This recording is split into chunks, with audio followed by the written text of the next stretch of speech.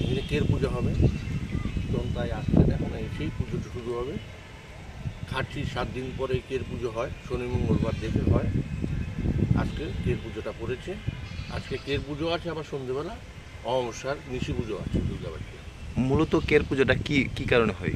জগৎবাসী ত্রিপুরাবাসীর মঙ্গলার্থে মহারাজ এই পুজোটা শুরু করেছিলেন। কত বছর আগে এই পুজোর?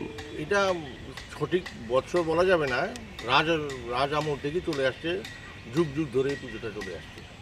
ভগবানের কাছে কি প্রার্থনা করা হয়? ভগবানের প্রার্থনা যাতে সুখ শান্তি থাকে, এই জন্য তো পুজোটা করা হচ্ছে এখানে। নিয়মটা কি রয়েছে?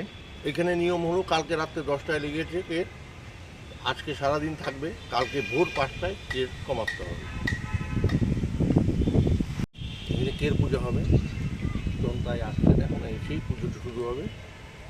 খাটছি 7 দিন পরে কের পুজো হয়, শনি মঙ্গলবার দেখে হয়। আজকে